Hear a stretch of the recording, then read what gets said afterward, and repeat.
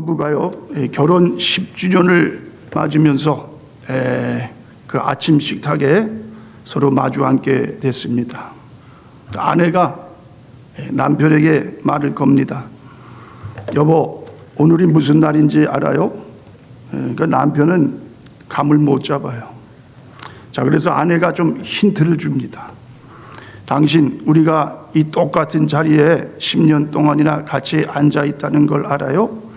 자, 이 힌트를 주는데도 남편은 전혀 알아채지를 못해요. 자, 그러면서 남편이 하는 말이요, 그래서 이사를 가자는 얘기요? 아니면 자리를 바꿔 앉자는 얘기요?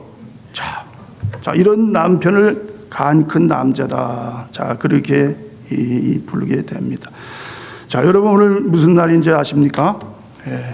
우리 교회 생일입니다. 생일. 43번째, 세 번째 우리 생일을 맞는 날입니다. 교회의 생일이지만요, 또 우리 개인들의 생일이다. 자, 그렇게 또 이야기를 할 수 있을 것 같다. 그런 생각이 듭니다. 왜냐하면 우리 여러분 한 분 한 분이 다 교회의 지체입니다. 지체. 여러분이 교회입니다. 그러니까 좋은 학교가 좋은 학생을 배출합니다. 그렇죠? 학교보다 중요한 건 학생이죠. 학생. 그렇듯이요, 좋은 신자가 좋은 교회를 만들어 가게 됩니다. 그러니까 여러분 한 분 한 분이 나는 참 내 안에 성령의 전이 있고 예수 그리스도의 피로 값주고 여러분을 사심받는 하나님의 거룩한 자녀다. 자, 오늘 우리가 이 생일을 맞아서요, 한번 우리 자축하는 시간을 한번 가져볼까요? 자축. 우리 생일 노래 한번 불렀으면 좋겠습니다. 피아노 없이 무반주로 우리 영어로 한번 하시고요, 그 다음에 우리 한국말로 한번 하도록 하겠습니다. Happy birthday to you. Happy birthday to you. Happy birthday dear 우리 교회. Happy birthday to you. 생일 축하합니다. 생일 축하합니다. 생일 축하합니다. 사랑하는 순복음 덴바교회 생일 축하합니다. 네, 우리 하나님께 영광의 박수를 올려드리겠습니다. 감사합니다. 여러분 오늘 읽으신 사무엘상 7장 1절로 이렇게 보시면요, 이제 사무엘 선지자가 이스라엘 백성들과 미스바에 모여서 하나님 앞에 제사를 드리는 이야기가 나옵니다. 자, 먼저 본문 말씀을 우리가 보기 전에 사무엘상 1장서부터 쭉 우리가 한번 좀 나눠 보면은요, 자, 이스라엘은 그 마지막 사사가 물론 삼손이지만은 사무엘이 선지자이시면서 마지막 사사의 역할을 하게 됩니다. 그러니까 이스라엘 백성들은 이 사무엘 선지자를 중심으로 해서 이스라엘이 지금 어떻게 해요? 뭉치게 되는 거예요. 어려움을 극복해 나가는 그러한 일을 하게 됩니다. 이제 이스라엘이 광야 생활 40년을 거치고 그 다음에 가나안 땅으로 들어갔어요. 그리고 가나안 땅에서 사사 시대가 한 350년 계속 이제 진행이 됩니다. 그리고 사사 시대가 끝나고 나서 그 다음에 어떻게 해요? 왕정 시대가 이제 시작이 되는데, 그 왕정 시대에 처음에 사무엘 선지가 이제 이스라엘을 다스리는 그러한 역할을 하게 됩니다. 자, 사무엘 선지자 전에는 엘리 제사장이 있었어요. 엘리 제사장. 엘리 제사장 이 자녀는 두 아들이 있었어요. 근데 두 아들은 좀 불량했어요. 그렇죠? 이스라엘 백성이 하나님 앞에 제사를 드리려고 제물을 갖고 오면은 그 제물을 빼돌리고요. 아주 좀 그러한 하나님 보시기에 너무 악한 짓을 했어요. 자, 그리고 이제 이스라엘의 그 사사 시대가 이제 접어들고, 그 사무엘이 다스리면서 그 실로라는 곳에 하나님의 법궤를 모셔서 그렇게 이제 거기서 제사를 드리게 됩니다. 그러니까 여러분 아시다시피 법궤는 하나님의 임재입니다. 그렇죠? 하나님의 본체십니다. 이스라엘이 광야를 이렇게 방황할 때도 늘 법궤가 앞장서서 그 뒤를 따라가는 거예요. 법궤가 있는 곳에 하나님이 그곳에 임재하시고, 또 정말 법궤를 통해서 하나님이 이스라엘 백성을 이끌어 가시는 아주 중요한 그러한 것이 법궤였어요. 그런데 사무엘 선지자가 이제 다스리면서 법궤가 실로라는 곳에 있게 됩니다. 자, 그러다가 블레셋이라는 이웃 나라가 있어요. 블레셋은 아주 하나님을 모르고 우상을 섬기면서 이스라엘을 괴롭혔던 아주 그러한 나라예요. 자, 그래서 이 블레셋이 쳐들어왔어요. 자, 그래가지고 전쟁을 하는데 이스라엘 백성 4,000명이 죽어가게 됩니다. 자, 그리고 나서요, 또 어떻게 해요? 또 이 블레셋이 쳐들어오게 되는 거예요. 자, 그런데 그때의 이스라엘 백성들이 무슨 생각을 하게 되냐면, 야, 우리가 또 전쟁에 나가서 이렇게 아주 참패를 당할까 겁난다. 이번에는 하나님의 법궤를 우리가 한번 그 법궤를 가지고 전쟁에 참여해보자. 자, 그래서 실로에 있는 법궤를 전쟁을 하는데 그것을 끌고 가는 거예요. 자, 어떻게 됐겠습니까? 승리했겠어요? 패했겠어요? 이번에는 첫 번째 전쟁보다 더 아주 그냥 큰 참패를 당했어요. 이스라엘 백성 이 군사들이 3만 명이 거기서 죽음을 맞이하게 됐어요. 자, 그리고 거기다가 이 법궤를 빼앗기게 됐어요. 블레셋 사람들이 이 법궤를 뺏어갔어요. 자, 그리고 그 전쟁에서 엘리 제사장 2 아들이 죽게 됩니다. 그리고 그 소식을 들은 이 엘리 제사장 아버지가 의자에 앉아 있다가 뒤로 그냥 거꾸로 넘어지면서 거기서 목이 부러져서 죽게 됩니다. 그러니까 얼마나 이스라엘에게 정말 아주 비참한 그러한 일이 일어나게 된지 몰라요. 자, 그러면서 법궤는 이제 블레셋으로 넘어갔어요. 자, 이 블레셋에서 무슨 일이 일어날까요? 자, 이 법궤를 블레셋이 다곤 신당이라는 자기들이 섬기는 그 법당에다가 그걸 집어넣고 그렇게 해서 살게 됩니다. 그런데요, 살아계신 하나님이 가만히 있으시겠어요? 그 법궤가 그 우상이 득실되는 곳에 그 아주 그냥 그런 곳에 있으니까 하나님이 이제 역사를 하시는 거예요. 그 옆에 있던 다곤 신상이 갑자기 넘어져 가지고요, 머리통이 그냥 부러지고 팔다리가 막 다 부러지고, 그리고 이 블레셋의 독종이 막 퍼지게 됩니다. 그러니까 막 사람들이 막 죽어가는 거예요. 그러니까 그 이방, 하나님을 모르는 그런 이방 사람들도 그거를 깨닫는 거예요. 안 되겠다. 우리가 이 법궤를 우리 이 나라에 계속해서 가지고 있으면 안 된다. 빨리 그냥 이스라엘에게 돌려주자. 자, 그래가지고 이스라엘 변방입니다.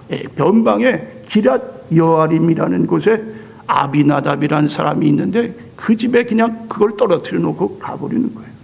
자, 그리고 그 법궤가 그 아비나답의 집에 20년을 있게 됩니다.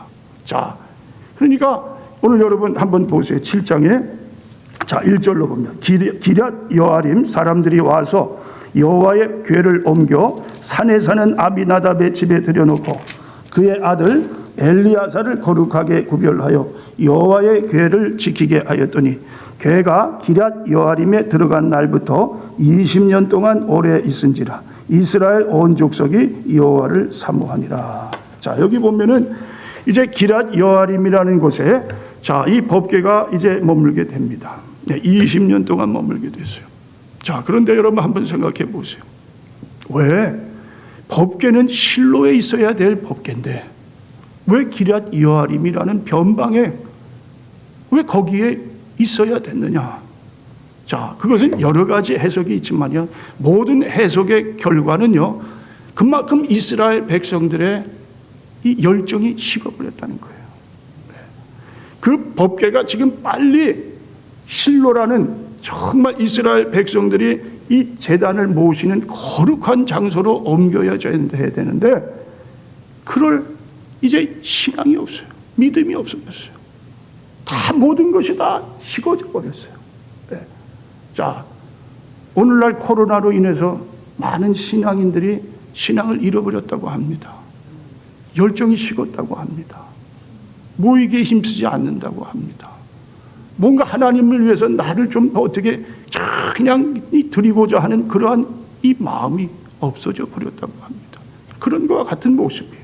지금 이스라엘 백성들이 20년 동안이나 이제는 그냥 하나님을 위한 어떤 열정이 아니라 그저 먹고 살고 어떻게 하면 잘 살까?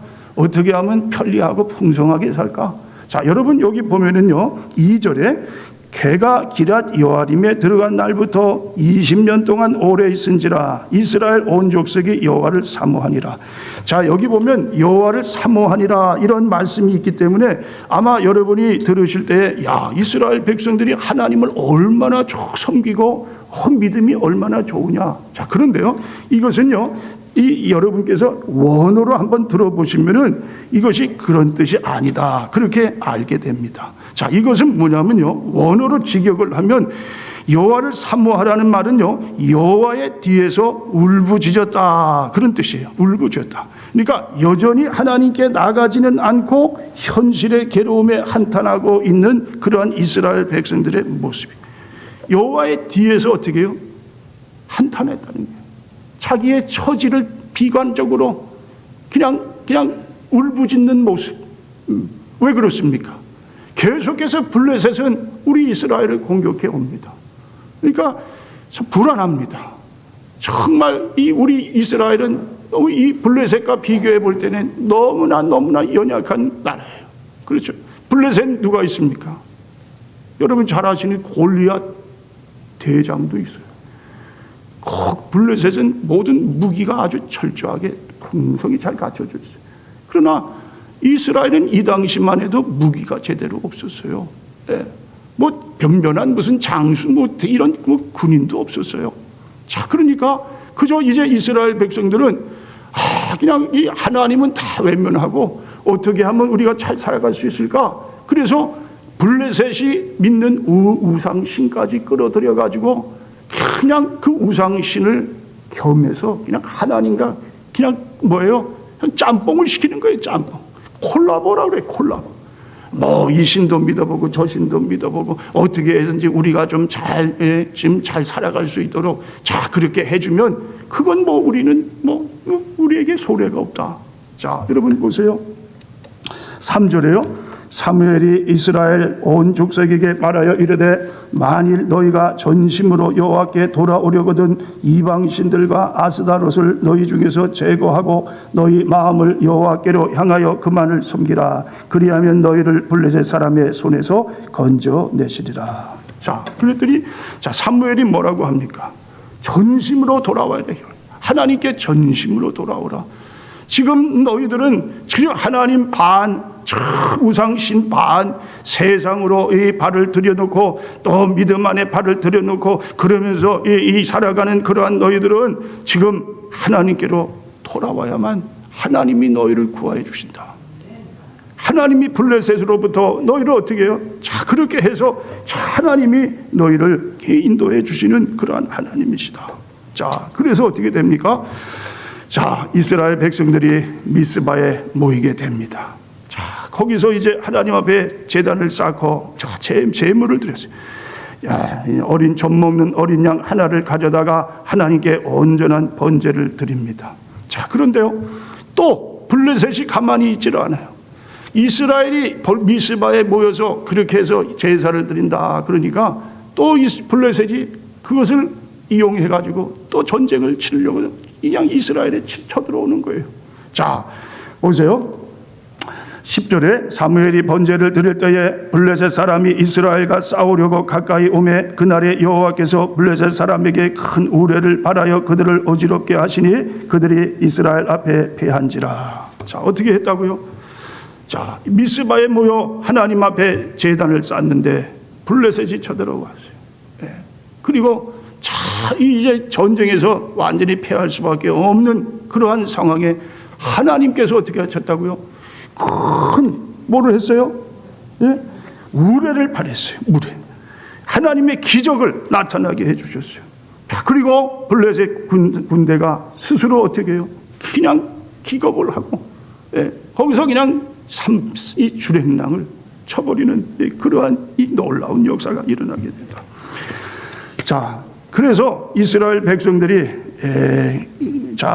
12절에요. 사무엘이 돌을 취하여 미스바와 센 사이에 세워 이르되 여호와께서 여기까지 우리를 도우셨다 하고 그 이름을 에벤에셀이라 하니라. 자, 그래서 그 전쟁에서 승리를 하고 사무엘이 이스라엘 백성들과 함께 에벤에셀이라는 그러한 기념비를 세우게 됩니다. 에벤이라는 말은 돌이라는 말이에요. 돌. 에셀은 히브리 말로 에제르라 그러는데요. 그거는 뭐냐면 뭐예요? 도와주신다. 그러니까 에벤에셀이라는 말은 이 도와주신 그런 기념비를 말하는 거예요. 도와주신 돌이다. 자, 여러분 그렇습니다. 그것이 하나님께서 이스라엘 백성들에게 베풀어 주신 놀라운 은혜인 것을 보게 됩니다. 자, 그렇다면 오늘 여러분과 함께 에벤에셀의 이 은혜에 대해서 한번 우리가 나눠보고자 합니다. 자, 하나님께서 어떻게 도우셨는가 좀 우리가 구체적으로 좀 살펴보도록 하겠는데요. 7절, 8절 봅니다.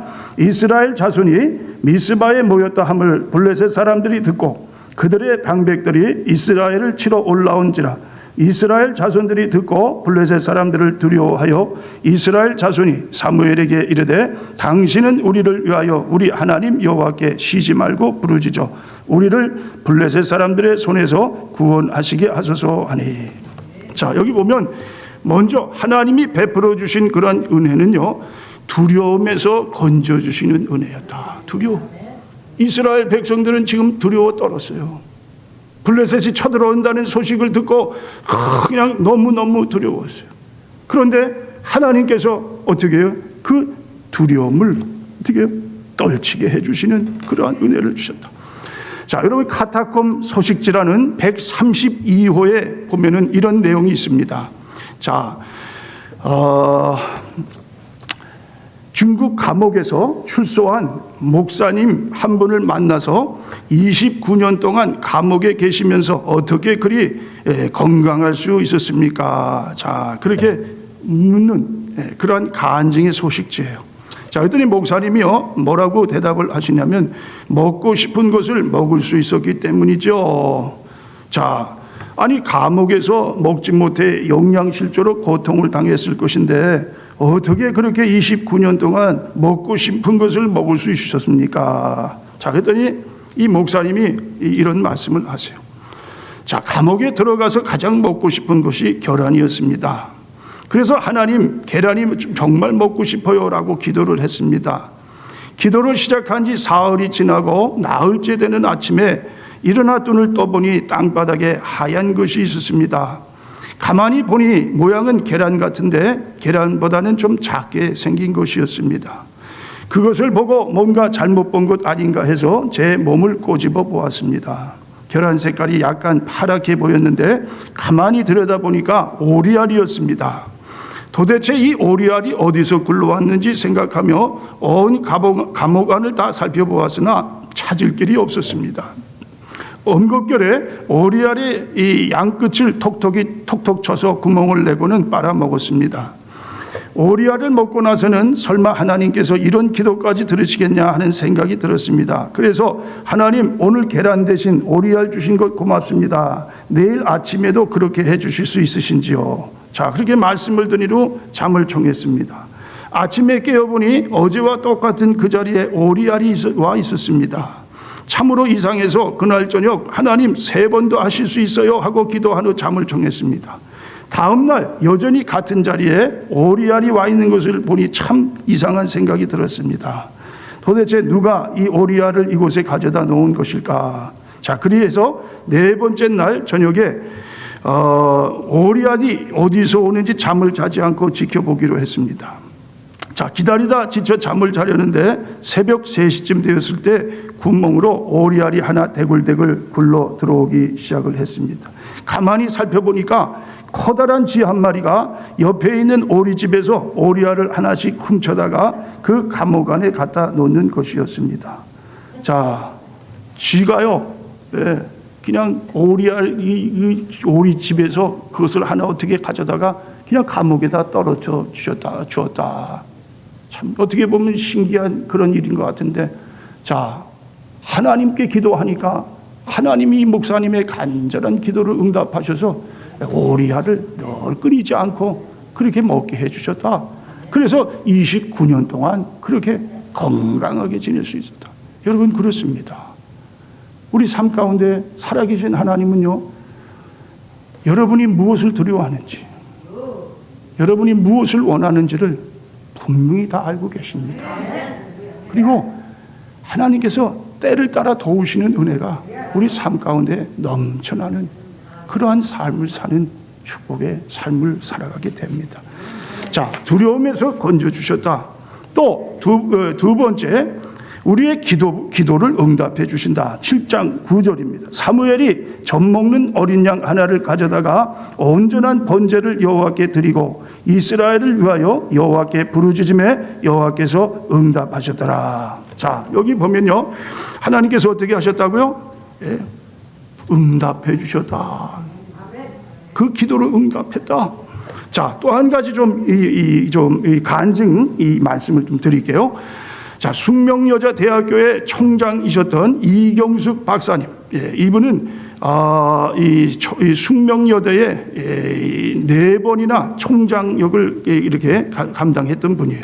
자, 1994년 숙대의 총장으로 취임했을 때 친구들에게 너 불쌍해서 어떡해 라고 하는 말을 들을 정도로 그 당시 이 숙대는 엄청난 위기에 처해 있었습니다. 자, 숙대의 땅은 본래 고종 황제가 하사한 것인데 해방 후에 토지 정리를 해 놓지 않아 가지고 국유지로 묶여 버렸습니다. 그래서 고종이 하사한 땅 문서를 손에 쥐고도 수억 원의 임대료와 벌금까지 물게 되었습니다. 자, 그래서 이 총장님이요, 취임하자마자 땅 문제를 풀 수 있는 방법을 찾아서 아침 7시부터 밤 10시까지 공무원 또 담당자들을 찾아다니면서요, 자, 그렇게 이 문제를 풀어보려고 몇 개월을 그렇게 아주 그냥 헤매면서 그렇게 아주 그냥 피곤한 삶을 살게 되었어요. 자, 그러다가도 도저히 문제가 해결될 게 뭡니까? 기미가 보이지 않아요. 그런데 그때 생각해낸 게 뭐냐면 이제는 더 이상 갈 곳이 없다. 기도실 뿐이다. 기도실. 자, 그래가지고 기도실에 가서 하나님 앞에 그 문제를 놓고 그 기도를 하게 되었어요. 그냥 하나님 간절히 그냥 눈물 흘리고 자, 그러면서 하나님께 매달립니다. 자, 그런데요, 그때 하나님의 음성이 들려오기를 수고하고 무거운 짐진 자들아 다 내게로 오라. 내가 너희를 쉬게 하리라. 그러면서요, 내가 언제 나에게 일할 기회를 주었느냐? 너 혼자 뛰어다니고 너 혼자 다 하지 않았냐? 자, 그런 깨달음을 주게 되었다는 거예요. 자, 그래서 그때부터요, 아, 그렇구나. 이제는 내가 이렇게 해서는 안 된다. 하나님께 기도하면서 모든 것을 하나님의 앞에 맡겼어요. 이제는 기도하는 시간을 더 사람 찾는 것보다 더 많은 시간을 드리게 됐어요. 자, 그러니까 어떻게 됩니까? 자, 그랬더니요, 정말 놀라운 일이 일어나게 됩니다. 그 기도를 하고 이제 담당자에게 찾아가게 됐어요. 그랬더니요, 그전에는 그냥 말도 안 들어주고 도저히 문제가 해결되지 않을 그러한 이 기미가 있고, 자, 그런데요, 언제 그랬다느냐 싶이요, 그냥 그 문제가 아주 일사천리로 그렇게 해결이 됐다는 말씀입니다. 자, 여러분, 그렇습니다. 그렇죠? 자, 그 후로부터요, 자, 이 숙대가 달라지게 됐어요. 이 정문 숙대 정문에는요, 하나님 성경 말씀을 기록을 하고요. 보통 이 일반 한국의 이 대학교에 성경 말씀을 이 심는 기념비로 세운 학교는 없다고 합니다. 뭐 신학교는 있지만은 일반 대학에서는 성경 말씀을 기념비로 세우지 않는데, 그런데요, 자, 이분은 이 여호수아 1장 9절 말씀을 기념비로 그 학교 앞에 세웠어요. 내가 내게 명령한 것이 아니냐, 강하고 담대하라, 두려워하지 말며 놀라지 말라, 내가 어디로 가든지 내 하나님 여호와가 너와 함께 하느니라. 자, 그리고요, 그 당시 숙대 역사상 최고 모금액이 2억 원이었다고 했는데, 그런데 그해 이제 이 뭡니까, 이경숙 총장님이 이제 새롭게 시작을 하는 가운데 95년도에 64억이 이 뭐예요? 크기 보조금, 모금이 되었어요. 자, 이건 놀라운 역사입니다. 그리고 그 해 15개의 건물을 더 짓고요, 또 뭐 준공할 때마다 하나님께 헌당 예배를 드리고요, 또 이 총장을 역임하면서 6년 동안 학교가 2배로 학생들이 성장하는 그러한 놀라운 일들이 일어났다고 합니다. 그리고 이 총장님은 그 후로부터 새벽 4시 30분이면 늘 새벽 기도를 하고요, 쉬지 않고, 그러면서 하나님 앞에 기도의 삶을 살게 되었다. 자, 여러분, 그렇습니다. 이것이 정말 얼마나 놀라운 일입니까? 자, 우리의 기도를 외면하지 아니하시는 하나님이세요. 여러분, 우리가 어디 가서 우리의 사정을 이야기하겠어요? 여러분이 가지고 있는 문제를 어디서 여러분께서 그 문제를 해결하시겠어요? 사람을 찾아가도 문제 해결이 안 돼요. 세상에서도 누구도 나를 도와줄 자가 없어요. 세상에 하수인을 해도 내 말에 귀를 기울여줄 자가 없어요. 그런데 뭡니까? 그저 하나님 앞에 나아가서 하나님께 간구할 때 하나님이 들어주셔서 하나님이 해결해 주시는 놀라운 은혜가 있게 되는 것을 보게 됩니다. 자, 또 세 번째, 에베네셀의 하나님. 자, 여기까지 도우신 하나님, 어떠한 은혜로 우리를 도우셨느냐? 자, 10절 보세요. 사무엘이 번제를 드릴 때에 블레셋 사람이 이스라엘과 싸우려고 가까이 오매 그날에 여호와께서 블레셋 사람에게 큰 우레를 바라여 그들을 어지럽게 하시니 그들이 이스라엘 앞에 패한지라. 자, 여기 보면은 큰 능력을 우리에게 행해 주시는 하나님이시다. 여러분, 믿으시기 바랍니다. 큰 능력으로 우리의 삶을 어떻게 해요? 하나님께서 도와주십니다. 여러분의 그 문제를 도와주십니다. 자, 허드슨 테일러의 그 이야기입니다. 자, 이분은 영국 사람인데요, 중국에서 평생 선교를 하신 분이에요. 자, 영국 어떤 선교회 파송을 받아서 중국으로 갑니다. 몇 해를 전도하면서, 자, 그렇게 해서 복음을 전했어요. 그런데 어느 날 영국으로부터 편지가 왔어요. 이 편지는 선교회 총무가 보냈는데요, 그 내용은 선교비가 제대로 들어오지 않아서 당신의 월급을 매달 보낼 수가 없습니다. 아무리 힘써도 안 됩니다. 섭섭한 일이지만은 본국으로 돌아오시기 바랍니다. 자, 그런 소환장이 왔어요. 이 소식을 들은 이 허드슨 테일러가 얼마나 참 너무너무 참 가슴이 아프겠어요. 정말 민망한 생각을 가지게 됐어요. 야, 내가 그래도 선교사로 이렇게 여기까지 와가지고 선교를 하는데, 내가 다시 돌아가야 된다면 하나님 영광도 가리우고, 자, 이것이 뭐가 하나님께 좋게 되겠느냐. 자, 그러면서요, 자, 하나님 앞에 간절히 기도를 합니다. 자, 그랬더니 2마디가 떠올랐다 그래요. 2마디. 하나는 오늘 바로 이 본문에 나온 에베네셀, 하나님 여기까지 도우셨다. 그리고 또 하나는요, 여호와 이레. 여호와 이레는 뭐예요? 하나님께서 준비하시느니라. 준비하시. 자, 그래서요, 이 두 말씀을 붙들고요, 그렇다, 하나님 여기까지 나를 도우셨고 하나님 모든 것을 준비해 주시는 아버지, 앞으로도 부족함 없이 이 선교할 때에 하나님은 채워 주실 것이다. 믿음이 들어간 거예요. 믿음으로 이 선교를 계속 하고자 하는 그러한 마음이 있었어요. 그래가지고 그 후로부터요, 이 허드슨 테일러는 그냥 똑같이 중국 사람 옷을 입고요, 중국 사람 먹을 거 똑같이 음식을 먹고요, 중국 사람이 자는 데서 같이 자고요. 자, 그러면서 선교를 계속 하게 됩니다. 여러분, 그렇습니다. 죽고자 하는 자는 사는 역사가 일어납니다. 근데 살고자 하는 그러한 자는요, 도리어 죽을 수밖에 없는 인생이 되는 것을 봅니다. 여러분, 하나님께 내가 드린다는데, 그렇죠? 하나님이 그 마음을 어떻게 보시겠습니까? 하나님, 없으면 없는 대로 살겠습니다. 그저 그냥 이 모습 이대로 내가 하나님 앞에 드립니다. 하나님께서 모든 인생의 주인이십니다. 하나님이 내 삶의 모든 것 채워주시는 줄 믿습니다. 자, 그랬더니요, 그 다음부터 중국 선교가 얼마나 놀라운 열매가 맺혀지는지 알 수가 없어요. 중국 내지 선교회라는 선교회가 창립을 되고요. 그러면서 영국에서 중국의 선교열이 놀랍게 일어나는 역사가 일어나게 돼요. 자, 여러분, 그렇습니다. 세계에서 제일 유명한 핫스프링필드 호텔이라는 이곳이 있습니다. 그 사장 이름이 스프링필드 사장이에요. 자, 이분이 다니는 교회에서 교회를 짓게 됐어요. 15만 불이 들어간다고 합니다. 근데 이분 마음에 성령께서 감동을 주셨어요. 그래서 5만 불, 3분의 1 5만 불을 하겠습니다.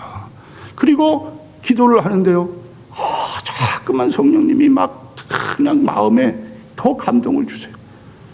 네가 다 그거 해라. 이거 하나님, 그 당시만 해도 15만 불은 엄청난 돈이에요. 이분은 지금 가지고 있는 돈도 없어요. 그런데 이제 앞으로 5만 불 하겠습니다. 믿음으로 하고, 자, 그렇게 해서 나가는데, 그 15만 불이라는 돈을 다 하라. 그러니까요, 암만 해도 마음에 좀 걱정거리가 되게 돼요.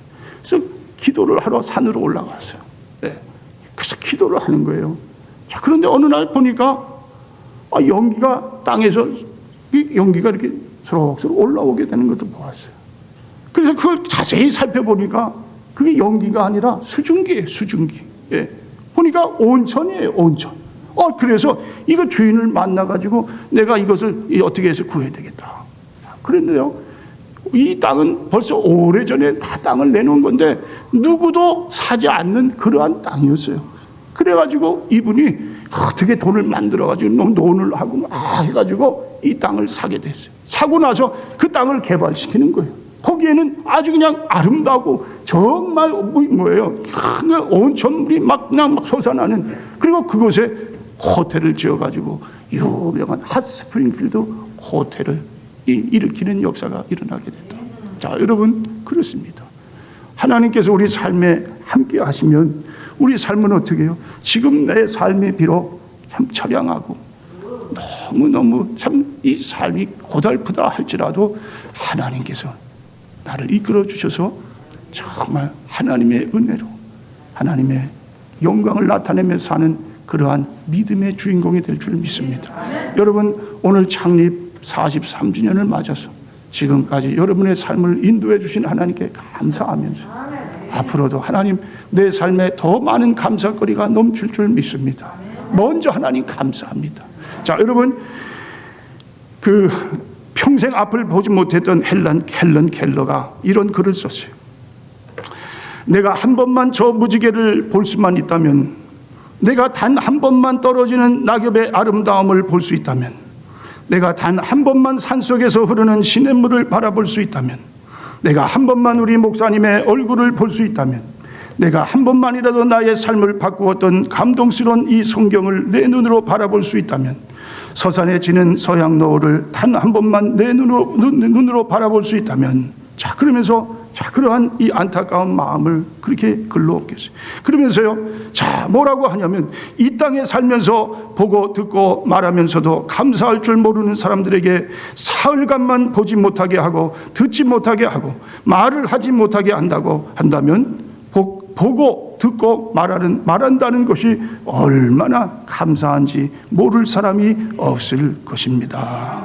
자, 오늘 이 창립주의를 맞아서 다시 한번 우리 에베네셀의 하나님, 모든 것을 다 하나님이 하셨습니다. 참 그동안 교회를 위해 희생하신 많은 우리 성도님들이 있습니다. 우리 장로님들이 있습니다. 권사님들이 있습니다. 우리 집사님들이 있습니다. 우리 교사들이 있습니다. 자, 정말 한 사람 한 사람들이 정말 개미같이 그냥 열심히 그저 내일처럼 그렇게 희생하시고 봉사하시고 그래서 우리 교회가 지금까지 오게 된 줄 믿습니다. 여러분 앞으로도 이 교회는 여러분 한 사람 한 사람 여러분이 교회의 주인이십니다. 이 교회가 앞으로 더 정말 하나님의 역사를 일으키는 교회, 하나님께서 이 교회를 통해서 템파 또 나아가 온 미국 땅 끝까지 선교하고 영혼을 구원하는 그러한 교회 선교의 전초지가 될 수 있는 우리 교회가 되도록 여러분 같이 힘을 모아서 이 교회를 이끌어갈 수 있는 그러한 교회가 될 수 있기를 주님의 이름으로 축원을 드립니다.